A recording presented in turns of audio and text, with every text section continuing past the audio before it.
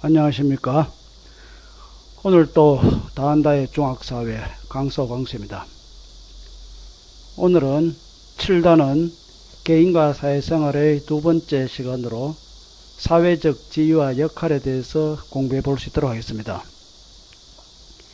이 단원의 학습 목표는 사회적 지위와 역할의 의미를 알고 역할 갈등의 사례를 찾아 역할 갈등의 해결 방안을 여러분들이 설명할 수 있도록 학습하면 되겠습니다.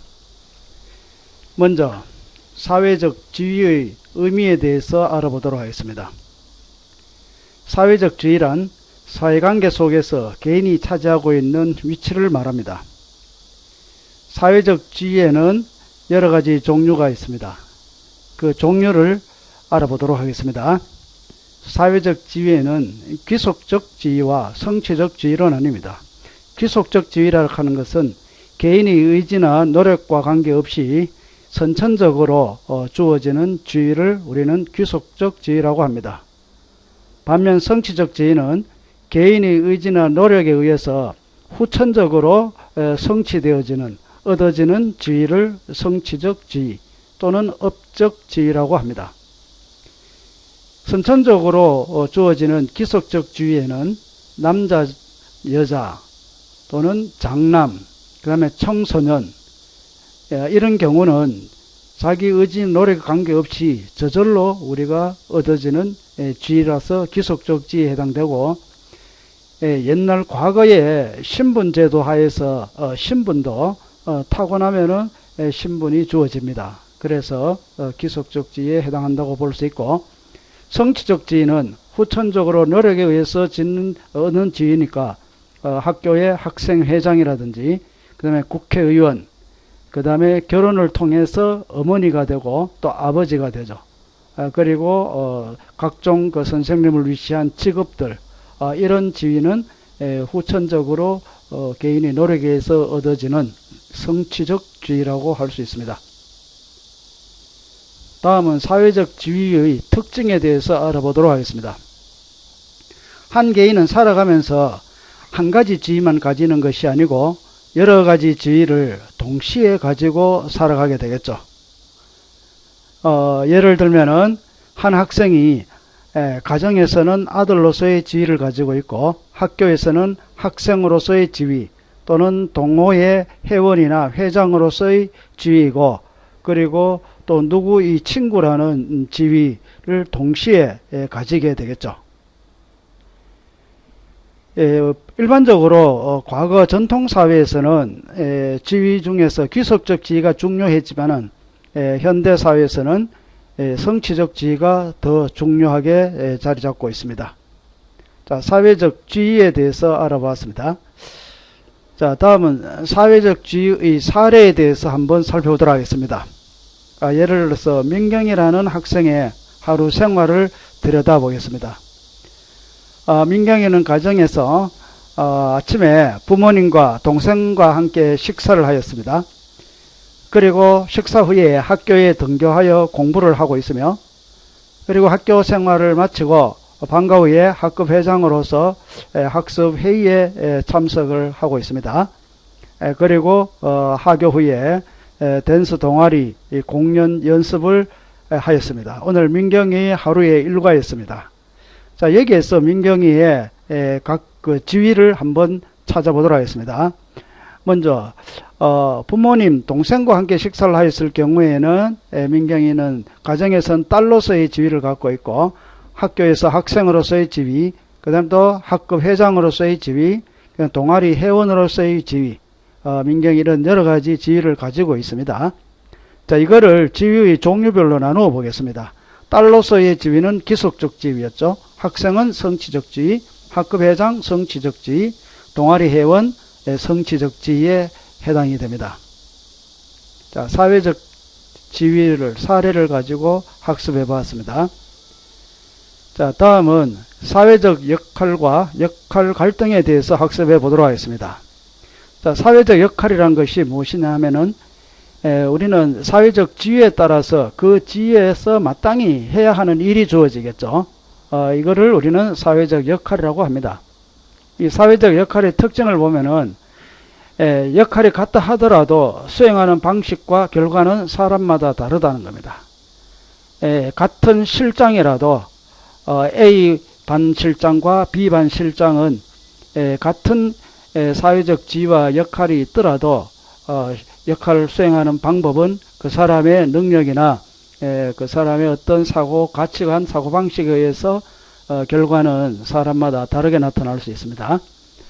그리고 역할을 잘 수행할 경우에는 일반적으로 사회적 보상과 칭찬을 받고 또 존경을 등이 따르고, 반면 이 역할을 잘 수행하지 못할 경우에는 비난, 처벌 등 여러가지 불이익이 다르게 되고 그 주위에서 물러나야 할 경우도 생기겠지요. 그리고 한 개인은 다양한 지위에 따른 여러가지 역할을 동시에 수행해야 합니다. 사람은 한 가지 지위만 가지고 있지 않다 했죠. 그래 여러가지 지위를 가지고 있기 때문에 각 지위마다 다른 역할을 수행해야 합니다. 그래서 두 가지 이상의 역할을 동시에 수행해야 하는데, 만약에 이 수행해야 할 경우 같은 시간대라든지 이럴 경우는 갈등이 발생하고 됩니다. 이것을 역할 갈등이라고 합니다. 다시 말해 두 가지 이상의 역할을 동시에 수행해야 되는데 두 가지를 동시에 수행하기 어렵습니다. 그래서 둘 중 한 가지를 역할을 해야 되는데 이럴 경우 고민이 생기고 갈등이 발생하게 된다는 겁니다. 예를 들어서 친구와 약속이 있는데 어머니가 일을 도와달라 부탁할 경우 두 역할을 두고 선택해야 합니다. 친구와 약속을 지키면은 어머니 일을 도와드리지 못하고, 또 어머니 일을 도와드리면은 친구와 약속을 지키지 못하죠. 그래서 친구로서의 역할과 아들로서의, 딸로서의 역할을 서로 충돌하고 있다는 겁니다. 이럴 경우에는 어떻게 해결해야 하느냐, 합리적 해결 방법을 알아보겠습니다. 먼저 갈등 상황을 명확하게 분석해서 우선순위를 정하여 역할을 수행합니다. 개인의 노력과 사회적 차원에서도 뒷받침이 필요하고, 이러한 여러 가지 갈등이 주어졌을 때는 우선순위를 정해서 긴급한 역할이나 또는 더 중요한 역할을 먼저 수행하는 것이 합리적 해결 방법일 것입니다. 또 하나 예를 들어보겠습니다. 역시 오늘은 일요일 민경이의 휴일입니다. 오늘 민경이는 오늘 신나는 일요일인데 오늘 일요일날 친구들과 만나가지고 맛있는 것도 사 먹고 축제 때 공연할 댄스 연습하기로 약속이 되어 있습니다. 그래서 민경이가 막 집 준비해서 집을 나서려고 하는데 엄마가 민경아 엄마 몸 아픈데 오늘 나 좀 도와달라고 이렇게 부탁을 했어요. 민경이는 이제 갈등이 생겼죠. 그래서 민경이는 합리적으로 갈등을 해결하기 위해 가지고 민경이는 친구로서 딸로서 역할 갈등이 일어나고 있는데 상당히 이 갈등이 생겨서 고민이 되겠죠. 자, 그런데 민경이는 우선순위를 정했습니다. 연습은 매일 할 수 있는 거죠. 그래서 연습은 내일 학교 가서 많이 연습하고 오늘 모처럼 만에 엄마가 많이 아프니까 엄마를 간호하는 것이 우선이겠다 이렇게 생각을 했죠.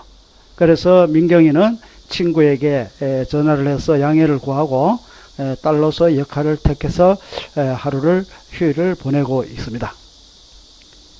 자, 역할 갈등의 상황과 어떻게 합리적으로 해결하는 방법을 사례를 들어서 공부를 했습니다. 자, 오늘은 사회적 지위와 역할에 대해서 학습을 해 보았습니다.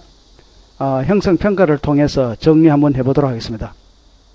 1번, 사회관계 속에서 개인이 차지하고 있는 위치를 무엇이라고 하는가? 지위라고 하죠. 그 다음 2번, 남자, 여자와 같이 태어나면서부터 가지는 지위는 어떤 지위예요? 지위의 종류로는 귀속적 지위죠. 또는 선천적 지위라고 합니다. 3번, 지위에 따라 마땅히 하여야 하는 일을 무엇이라고 하는가? 역할이죠. 그다음 개인의 의지나 노력에 의해 얻어지는 지위는 그렇죠. 성취적 지위 또는 후천적 지위 또는 업적 지위 뭐 이렇게 표현할 수 있습니다. 5번 두 가지 이상의 역할을 동시에 수행해야 할 경우 발생하는 갈등을 무엇이라 하는가? 역할 갈등이죠. 자, 우리는 이와 같이 오늘 지위와 역할에 대해서 알아보았습니다. 자, 그럼 오늘 공부한 내용을 정리해 보겠습니다.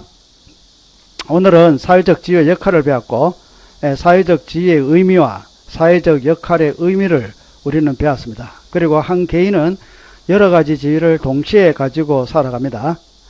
자, 그리고 사회적 지위의 종류 중요합니다. 기속적 지위와 성취적 지위로 나뉘어진다. 기속적 지위는 개인의 의지와 노력과 관계없이 선천적으로 얻어지는 지위를 말하고, 성취적 지위는 개인의 의지나 노력으로 후천적으로 얻어지는 지위를 성취적 지위라고 합니다. 다음 역할 갈등. 한 사람은 한 가지 역할만 하는 것이 아니고 여러 가지 역할을 동시에 수행할 경우에 역할 갈등이 발생할 수 있다는 겁니다. 이럴 경우에는 우선 순위를 정해 가지고 갈등 상황을 명확히 분석하고 또 사회적인 차원과 개인의 노력 이런 것들을 뒷받침해서 합리적으로 역할 갈등을 해결해야겠습니다.